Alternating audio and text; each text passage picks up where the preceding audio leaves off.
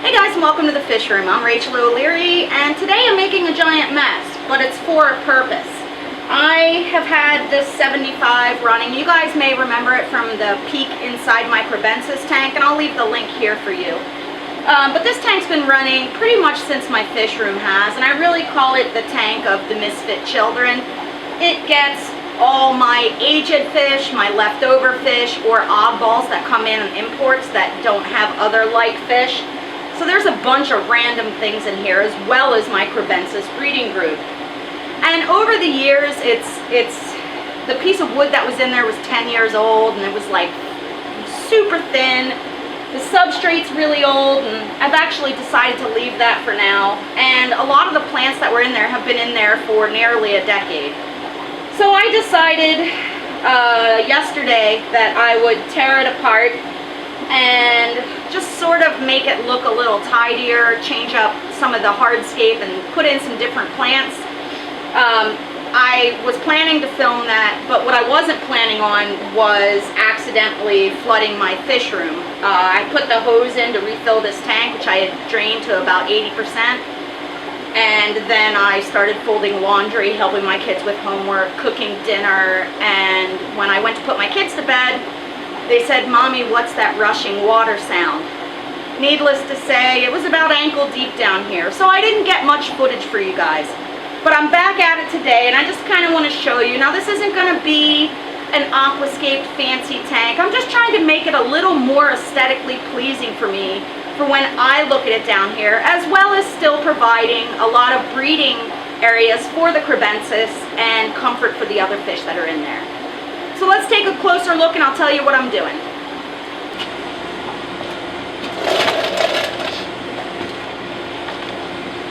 So what I've done here is to drain the tank mostly down.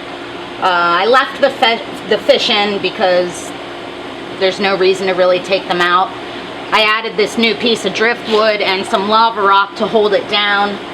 And I've gathered together a ton of plants from around the fish room, and I'm just going to replant things, fill the tank back up, see how it looks, and then tweak. And I just figured I'd show you guys the process as I did this.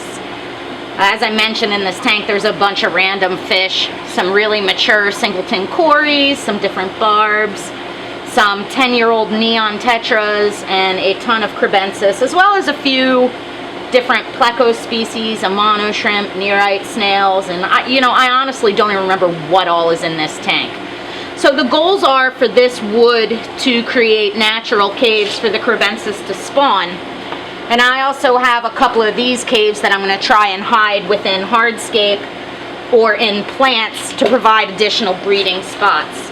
This tank is a very utilitarian one. It's not meant to be a beautiful aquascape display, but I think that plants are exceptionally important to the comfort, health, and maintenance of our fish, especially these kinds of fish. So I just want to make sure that this tank is as comfortable as it can be for them. As I go along, I'm going to be vacuuming up dirty parts of the substrate. I've already done a bunch of water changes on this, including that like bajillion% flooded one. So I know the water quality is pretty good. So I am going to start by planting some stems. And this is just an easy, low light Ludwigia, I think. I don't even really remember. It was grown in immersed form. I've had it in another tank for a bit, and you can see it's starting to get the new submersed growth, and it should do really well. It has a nice purplish color to it that I thought would look nice with the lava rock I put in here. And that gets pretty tall and we'll need some trimming, so I'm going to put that in the back of the tank. I actually need to move some substrate over. It's a little thin back there. And when I plant tanks like this, I try and plant them in groupings. Just so it has a more natural appearance. On the left side of the tank, there's a couple of swords that I was given at Aquatic Experience. Normally I don't really use swords, but I figured why not, because I had them.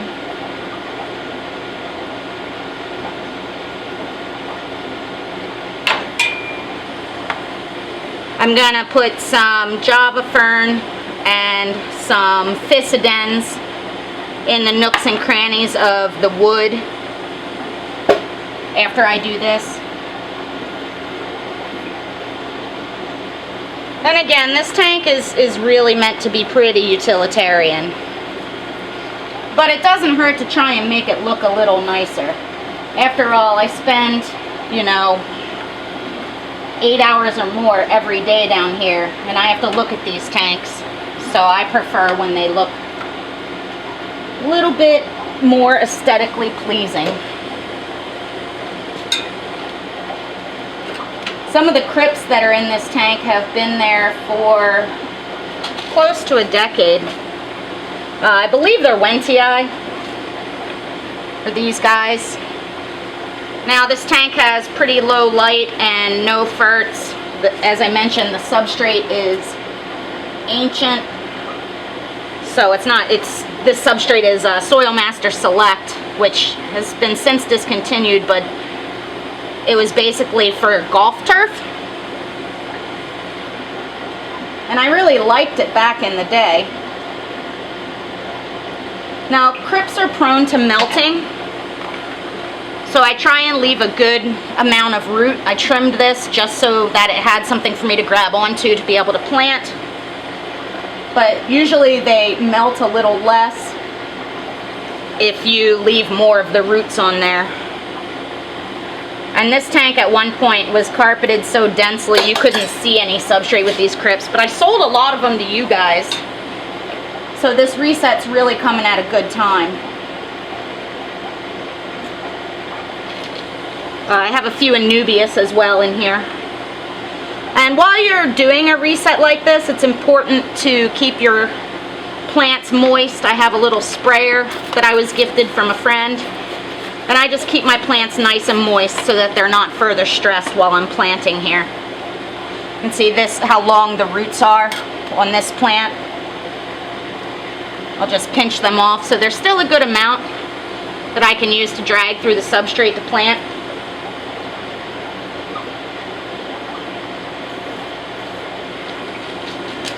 There's also a bunch of pogostemon octopus, which is this sort of grassy plant. I've had it in this tank for a while, and for a long time it was going really gangbusters. Then it got really leggy from me not trimming it. So I had to pull it out, and I'm just going to replant some of that in the back there. Cut the tops off. I pulled out the bottoms, cut the tops off, and I'm replanting them, and they'll root within a couple of days.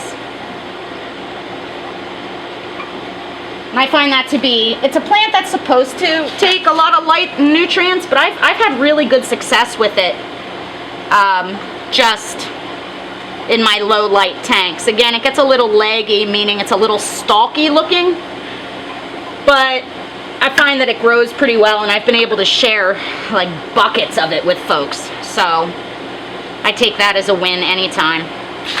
And again, I'm just poking that in areas in the back in groups. Now as this tank grows in, I'll cut it down and replant and adjust things. But for now, just getting some plants in there so I can refill it for the fish. I have some of this narrow leaf java that I really, really love. It's probably my favorite plant that I work with. It's super easy, really attractive, and bomb-proof almost. Just gonna stick that in the hole of the wood. In a couple of spots. I have a smaller rhizome as well. Now it does tend to get a little bit big, so I don't want to put it in the front. So I'll try and keep it more towards the back half, so as it grows in, it can get really bushy. I have some of this seagrass too that I'm going to try. I've never used it before, but I don't even know how it got in my fish room. I had a tissue culture of it, so I'm just going to stick some of that.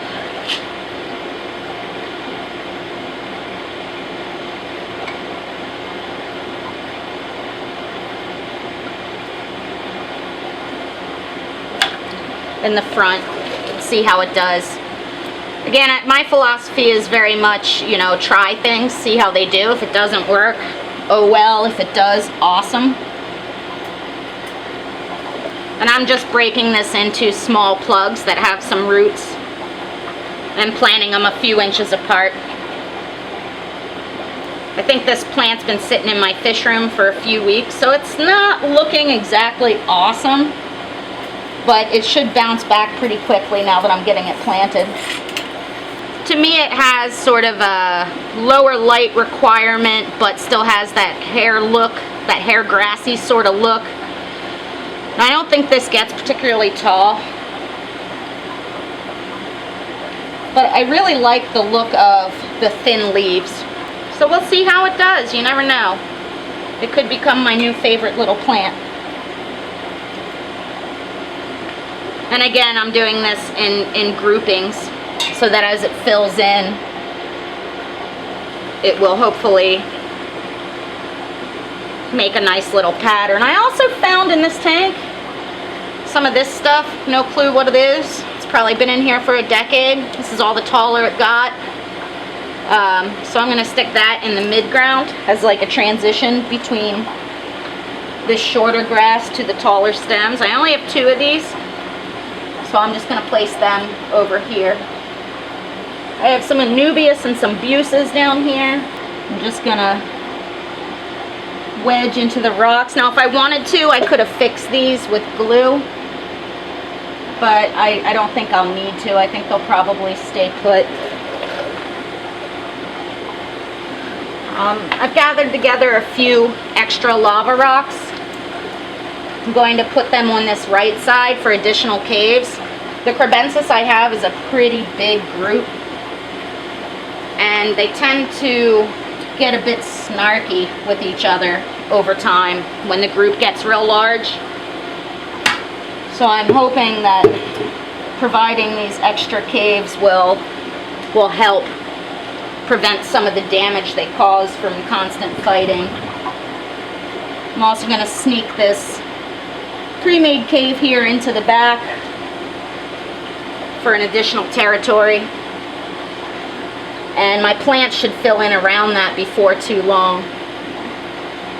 Now what I like about lava rock is it's super porous.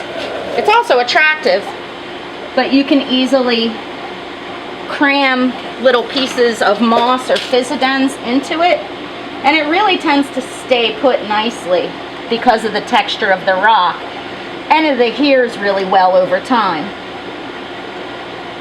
So I'm just finding little natural crevices in the rock and shoving some fissidens into it. Now this tank is filtered with an external canister as well as a sponge filter. I like redundancy in my filtration. It also means I can clean one filter at a time as needed. And by using the canister, if I should have to medicate or anything like that with this tank, I can easily do so. So let's see, what else do I have? I'm going to wait to put anubias in until tomorrow, or until the tank clears up. It's really kind of a hot mess right now. Need something in that back corner to provide some height. Now I have 80 metric tons of anubias in my fish room. It's probably, in my opinion, one of the easiest plants out there. Oh, that one has a nearite snail. It's easy. I can grow it in tanks without any real light because of the amount of light pollution down here. So I'm just going to shove that between the rocks and the sponge filter, and it'll infiltrate on top of those rocks over time. And then hopefully it'll look cool, and I'll still be able to remove the sponge filter to maintain it as needed. So some of this plant matter really is going to have to grow in. I'm leaving the right side open for the moment, just to see how things go, and then I'll add more plants if needed, or as mentioned, cut off the tops and replant some of them. I want to see how this grass does. If it does well, then I'll let it colonize across the front. If it doesn't, then I will try something like dwarf sag, or maybe even a shorter val in the front there. But for now, I feel like I've given this sort of a more structured reboot. And I'll show you guys this tank, how it looks after I fill it back up and it clears back up with some filtration. Now for filling, I'm going to use my trusty colander. For refilling, even though this is a large tank, I'm going to let the water go through my colander. I don't want, this substrate's really airy. I don't want all my plants to blow back up. So I'll just set this colander in the tank. I mean, you could also use a plastic cup or just fill really slow, but I like to do this. It just diffuses the water so that it doesn't blast holes, move your substrate, or just uproot your plants. I think of it more as providing like a gentle rain into the tank rather than the jet stream of my hose. Once it fills a bit more, I'll find a spot to just wedge my colander and allow it to continue to fill. In smaller tanks, I set it in the corner of the tank and let it fill that way, but this is a 75 gallon, so that's not going to work. And by filling this way, hopefully the tank won't be as cloudy as it would be otherwise for me disrupting all that ancient substrate. While it's filling, I'm going to wipe down the outer glass. Before I started, I wiped down the interior glass really well, which had probably been a million years since I'd done that. This tank gets water changes, but largely gets ignored for the most part, other than when I just look into it. So here it is. It has some growing to do.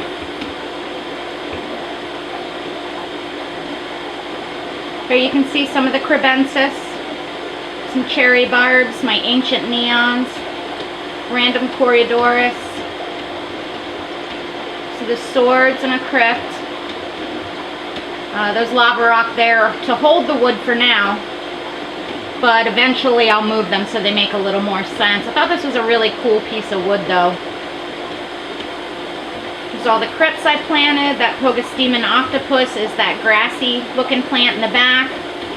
This was the Ludwigia red, and that seagrass in the front, and then some anubias over there with another cave for the cribs.